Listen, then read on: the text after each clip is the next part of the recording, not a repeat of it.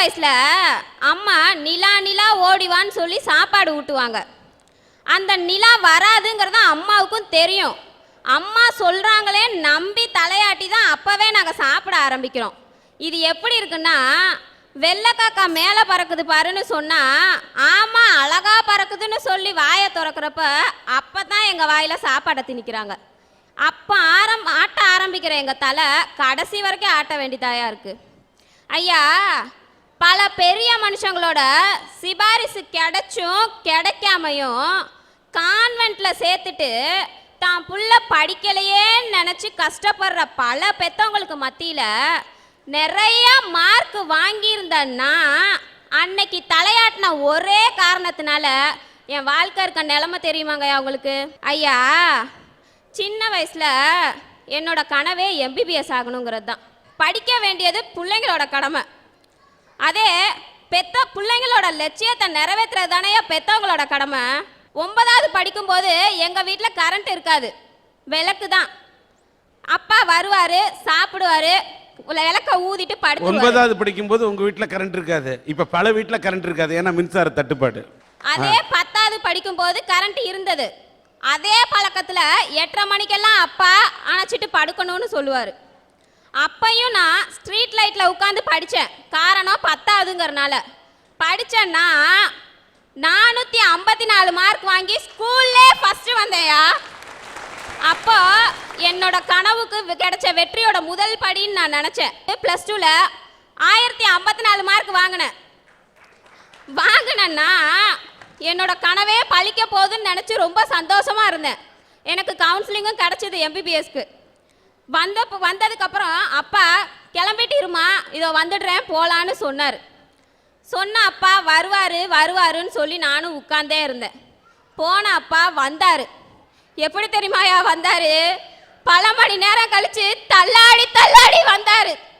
அன்னைக்கு தள்ளாடினது அவரு மட்டும் இல்லையா, என்னோட வாழ்க்கையும் சேர்ந்து தள்ளாடி போச்சு. என்னோட கனவே போச்சேன்னு நினைச்சேன், அழுதேன், புலம்புனேன். ஏன்னா அந்த ஒரு வருஷம் படிக்கவே விடல, வீட்டிலேயே வச்சுட்டாங்க. அதுக்கு அடுத்த வருஷம் என்ன பிஏ சேர்த்தாங்க. இந்த வருஷம் ஐயா, இந்த பிஏ படிப்புங்கிறது கடமைக்கு படிக்கிறவன் கூட வாங்கிட்டு போயிடலாம். கடமைக்கு படிக்கிறவனுக்கும் என்ன மாதிரி கனவோட படிக்கிறவனுக்கு என்ன வித்தியாசம் இருக்கு ஐயா? இதை நான் எங்க அப்பாவை குறை சொல்றதுக்காகவோ இல்ல என்னோட பெருமையை சொல்றதுக்காகவோ நான் இங்க வரல. என்ன மாதிரி கஷ்டப்படுற எத்தனை பெண்கள் இருப்பாங்க இங்க நாட்டில், அந்த மாதிரி பெண்களோட லட்சியத்தை நிறைவேற்றுங்க, குடிக்கிறத நிறுத்துங்கன்னு என்ன மூலமாவது ஒரு பாடமா அமைய வேண்டதுக்காக தான் நான் இங்க வந்தேன். ஐயா, 60 ரூபா கிடைச்சா குவார்டர் அடிக்கலாமான்னு நினைக்கிற நீங்க பெத்த பிள்ளையோட லட்சியத்தை நிறைவேற்றுறதுல ஏன் குவார்டர் அளவாது பங்கு எடுக்க மாட்டேங்கிறீங்க? என்ன பெரிய எம்பிபிஎஸ் படிப்பு, இன்னைக்கு நான் சேர்ந்திருக்க பிஏ படிப்புல பெரிய ஆளாகி ஒரு பேராசிரியர் ஆகி பல எம்பிபிஎஸ் ஐஏஎஸ் ஐபிஎஸ் நான் உருவாக்கி காட்டுவேயா. இந்த மாதிரி தாயா எங்க எய்த்த வீட்டில் அவங்க அம்மா சொல்றதெல்லாம் கேட்டுட்டு தான் இருப்பாங்க. அவங்களுக்கு கல்யாணம் பண்ணி வச்சாங்க. அவங்க அம்மா சொன்னாங்களேன்றதுக்காக கல்யாணம் பண்ணிக்கிட்டாங்க. பண்ணி இதோட 4 வருஷம் ஆகுது. ஆனால் 4 வருஷத்துல ஒரு வருஷம் ஃபுல்லாக ஆஸ்பத்திரியிலே அலைஞ்சாங்க. 2 பையன் இருக்கான் சின்னதா. காரணம், இவங்க சொன்னாங்களேன்னு தலையாட்டி கல்யாணம் பண்ணாங்க. அவங்க விசாரிக்காம பண்ணியிருக்காங்க, இவங்க தலையாட்டி கல்யாணம் பண்ணாங்க. இப்போ அதோட விளைவு அவர் கேன்சர் செத்து போய் இன்னைக்கு 37 நாள் ஆகுது. இருந்த வீட்டையும் வித்து ஆஸ்பத்திரி செலவு பார்த்தாங்க. அவங்க தலையாட்டின ஒரே காரணத்தினால இன்னைக்கு அந்த 2 பச்சை குழந்தைங்களும் இருக்க வீடு கூட இல்லாம நடுரோட்ல நின்றுட்டு இருக்கியா.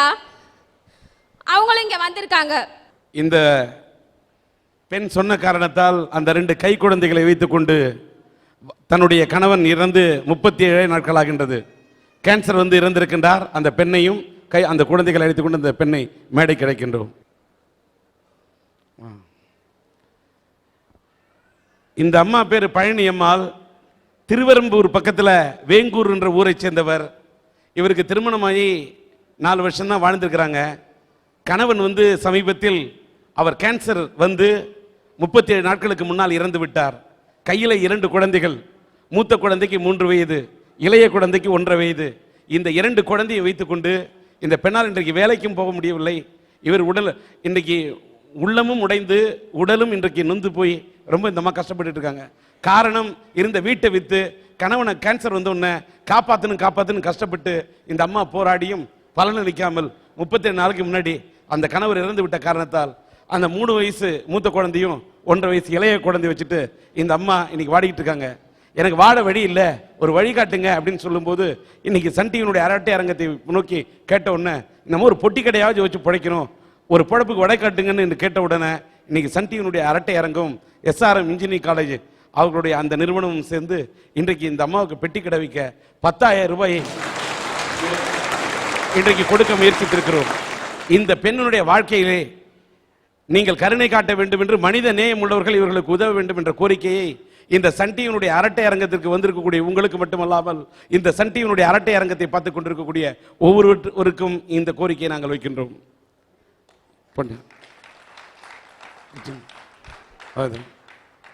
இன்ஜினியர் முருகப்பன் தஞ்சாவூர் சார்பாக 5,000 ரூபாய் தருகின்றார். ரொம்ப நன்றி சார். சீர்காழியை சேர்ந்த அண்ணாமலை இப்பொழுது தஞ்சாவூரில் இருக்கின்றார். இவர் 2,000 ரூபாய் தருகின்றார். நன்றி. ஜெயன்லாஜன் அவர்கள் 2,000 ரூபாய் தந்திருக்கின்றார்.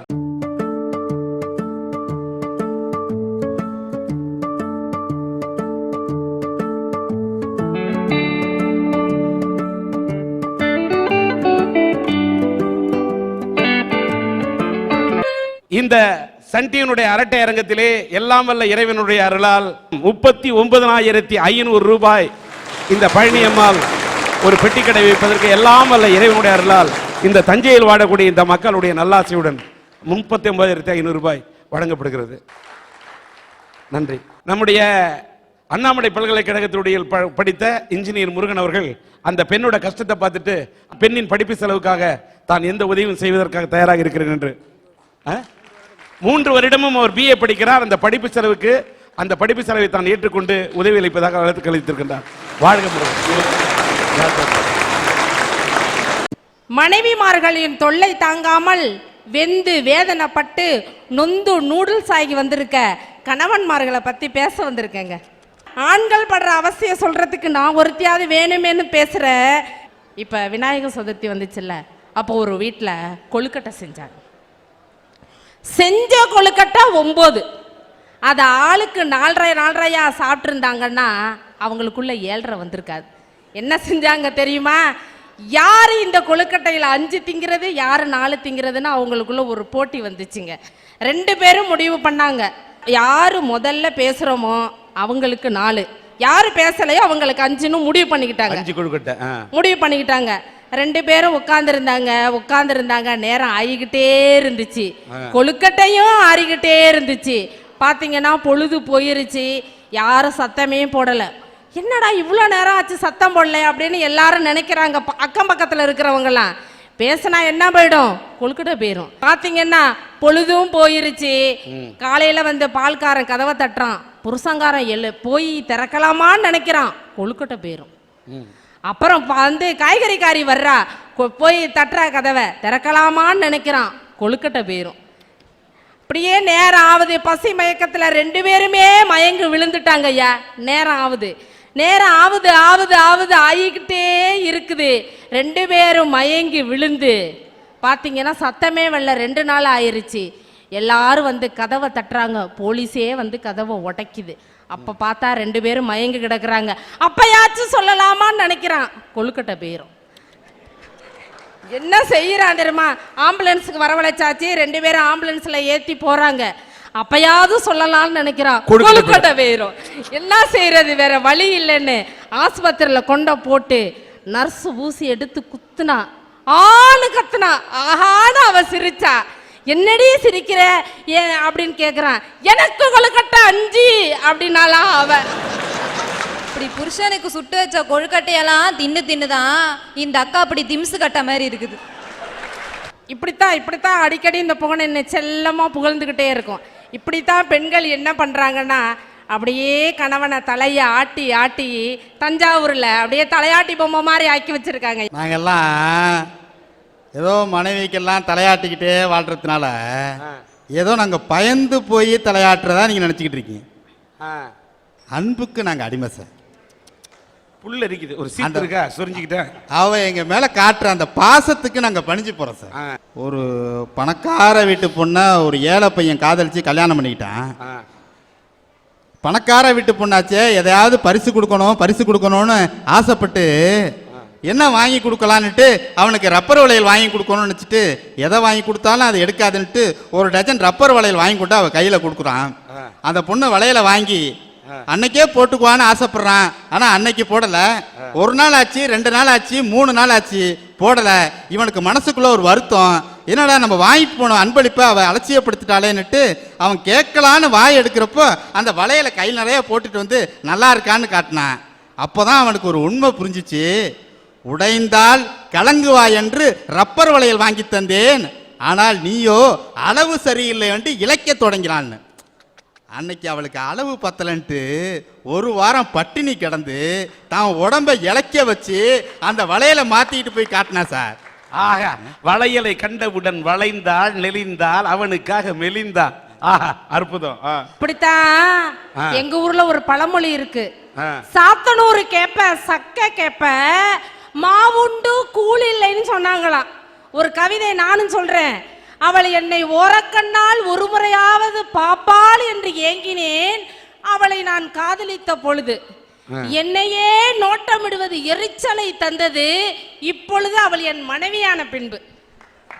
ஐயா, மகாகவி பாரதியே சொன்னான், காணி நிலம் வேண்டும், 10-12 தென்னை மரம் வேண்டும், கத்தும் குயிலேசை சற்றே என் காதில் விழ வேண்டும், பக்கத்தில் பத்தினி பெண் வேண்டும்னா.